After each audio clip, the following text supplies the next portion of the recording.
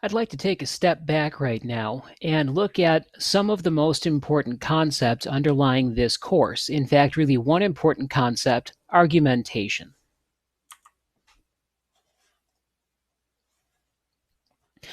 To do that, I'd like to explore a common misconception that argumentation and persuasion are the same thing. They're really not. And the best way of exploring this is to take a look at a variety of things that are persuasive but not necessarily argumentative. Now, Exhibit 1, as I've got it labeled here, is the meme. And I think we all know what these things are, right? Typically, they are an image or a short video along with text of some kind. And usually the text is set up with a sentence or two at the top and then a sentence or two at the bottom that represents a kind of a punchline. Here, our meme starts by saying, I just wanted to interrupt your scrolling to remind you that you are beautiful. And it's got a very nice flower in it. It's the sort of thing that you find all over the internet. These affirmations of beauty and the goodness of who we are fairly common.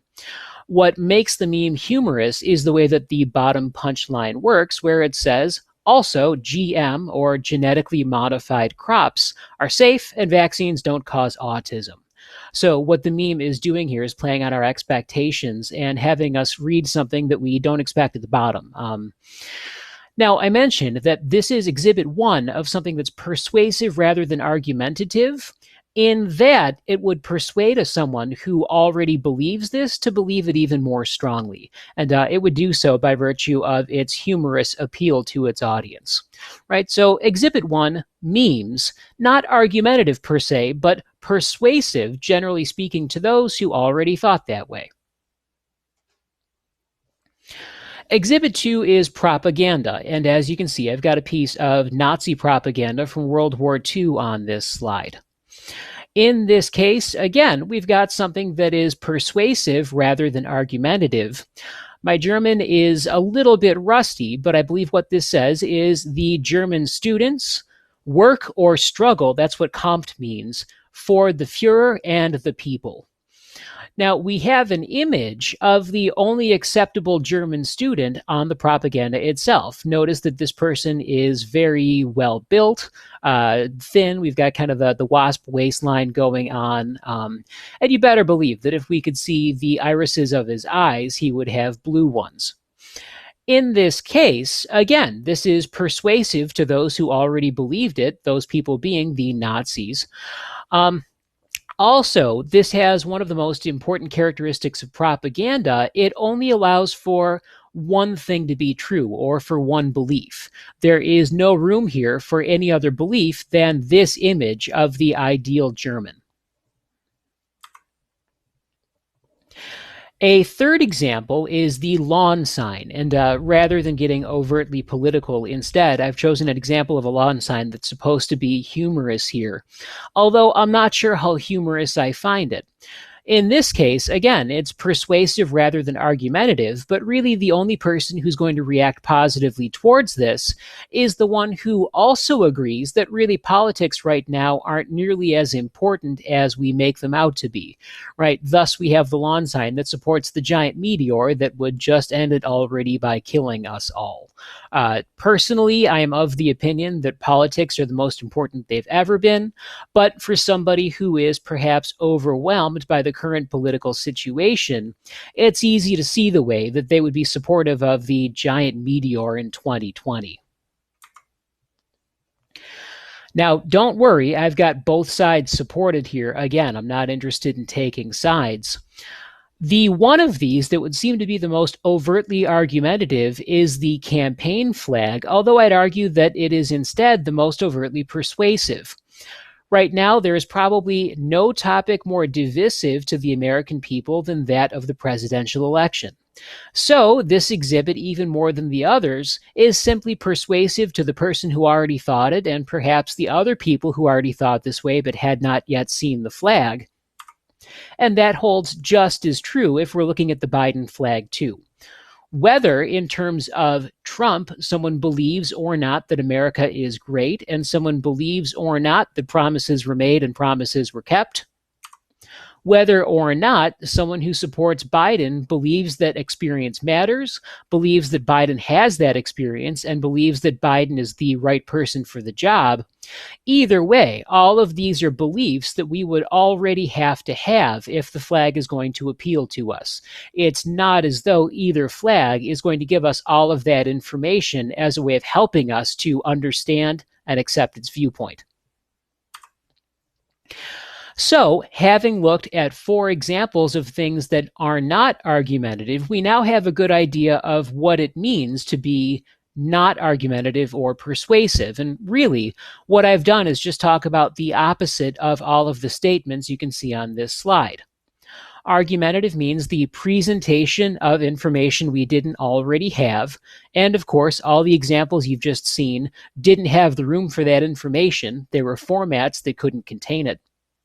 To be argumentative means the acknowledged existence of more than one viewpoint. Again, all of the examples of persuasion rather than argumentation included and only allowed for one viewpoint. Argumentative means the willingness to be part of an exchange of ideas. There, too, we note that all of the examples we've looked at did not have that willingness. They only allowed for one idea and not the exchange of multiple ones. Lastly, argumentative means having the goal of reaching a new understanding of the situation through collaborative participation of all involved sides. There is no way that any of those examples allowed for that, certainly not the political flags we ended on. This means that argumentative writing works through specific, explicit claims, explains and supports those claims, develops through acknowledging and responding to opposing viewpoints, resists oversimplification of topics, issues, arguments, or positions, documents its sources, and is clear, correct, and structured, all of which works to enhance the quality of the points that are made. For college-level arguers or writers of college-level argumentation, first, opinions are like bridges. Without the proper support, they crumble. Opinions aren't and can't be solely our own if they are used in the creation of an argument. Think of it like this: any opinion that is actually our own, that no one else holds at this moment, is completely irrelevant. For example, if I were to hold the opinion that really gray is completely the wrong color for an elephant and an elephant should be orange instead, that may very well only be my opinion and mine instead of anybody else's, but it's not going to do me any good for the purposes of argumentation because no one else is interested in arguing whether gray is the proper color for an elephant. We also need to remember that a belief is different from an opinion.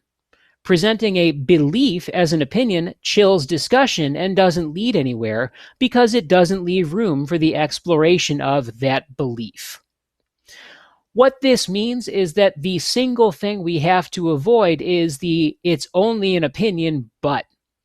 That single phrase, "it's my opinion," is often used by people who don't really want to have others question that opinion, and often used by those who aren't interested in explaining that opinion or indulging in any argumentation having to do with other ones, right? So the reason that we want to nullify "it's only my opinion" is to make sure that we don't run any risk of making those mistakes.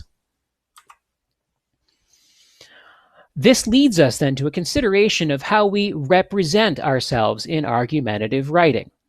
Most things we do in writing are meant to grow and maintain credibility. Credibility is the extent to which we are convincing, trustworthy, or believable. We have to have all 3 of those things working for us in our writing if our reader is to first see what we're arguing and then accept the way that we structure and develop that argument. In terms of maintaining credibility, we have to seem through our writing to be interested, involved, and invested. We have to seem willing to admit to and counterbalance our biases. After all, we all have biases. Instead of using those things blindly, though, we have to be able to acknowledge them and counterbalance them by seeing that they could be a problem and, if nothing else, look for information to counterbalance them, as I've mentioned. We have to seem as interested in furthering our own purposes as those of all others implicated by the argument and its topic. In other words, we're not going to maintain credibility if we seem to be working solely for our own benefit inside of an argument. Lastly, we have to be set on taking the high road.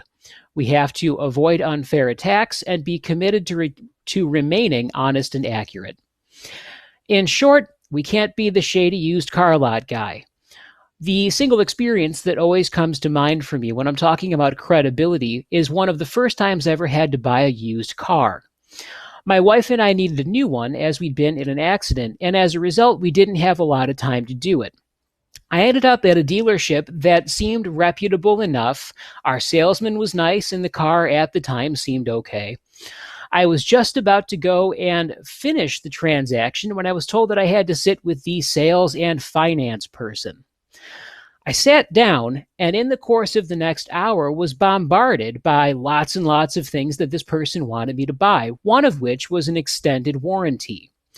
The thing that really put me over the edge, though, was when this person told me that every time I replaced a part with the warranty, I was making the entire car new again.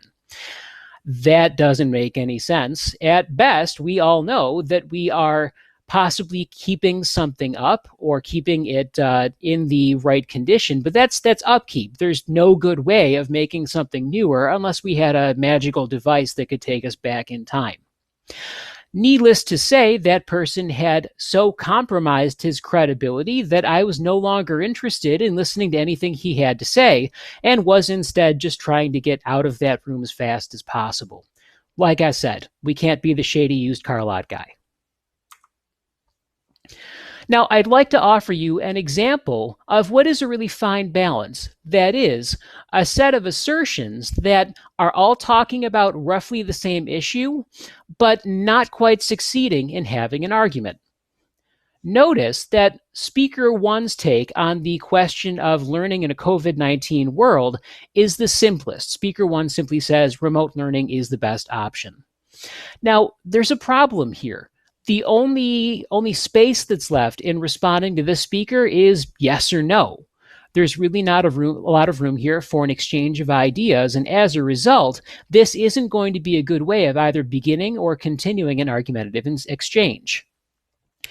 Speakers 2 and 3 seem to be getting a little bit further. In this case, both speakers 2 and 3 are giving us not only argumentative positions, but also the beginnings of explanations. Over on the other side, speakers 5 and 6 are perhaps going too far in one direction. An argumentative position needs to be well reasoned, but it can't be too specific necessarily. And if it is, again, we run the risk of really restraining how much we can say about that issue. In this case, take a look at just how restrictively specific Speaker 6 is. Speaker 6 says, institutions that plan to offer multiple learning options must offer guidance to faculty and staff as they plan for remote learning. They must also ensure a compromise between academic freedom and consistency and predictability in the remote learning experience. All of the detail here means that really the only population of people who could take this and use it as a way of either beginning or continuing an argumentative exchange is administrators in this one hypothetical institution, considering all those things. Speaker 5 is only a little bit less in that direction, as Speaker 5 talks about the fact that remote learning can work for some students, but the bigger issue has to do with working with working parents' needs to get their own work done while children are not learning at school. There, we've got the room for perhaps institutions and their administrators as well as working parents, but there's not a whole lot. I would, though, like to direct your attention to Speaker 4. Now, I've set this up intentionally so that Speaker 4 is directly opposite Speaker 1, where Speaker 1 is supplying neither the detail nor the ability to give reasons that would allow us to continue with an argument. Speaker 4 is probably the best argumentative statement here. Speaker 4 says, if we are to consider which course delivery model makes the most sense, we have to consider the needs of remote learners, faculty members, parents of remote learners, and the institution's obligations to all these people. What we have here is a statement that perhaps remote learning is the best, but that statement is qualified by a set of criteria and also by a listing of all the effective populations, each of whom would need to be considered and each of whom would have a space at the bargaining table. For this reason, the way that Speaker 4 has formulated their addition to the discussion is the one that is the most useful of all 6 of the examples.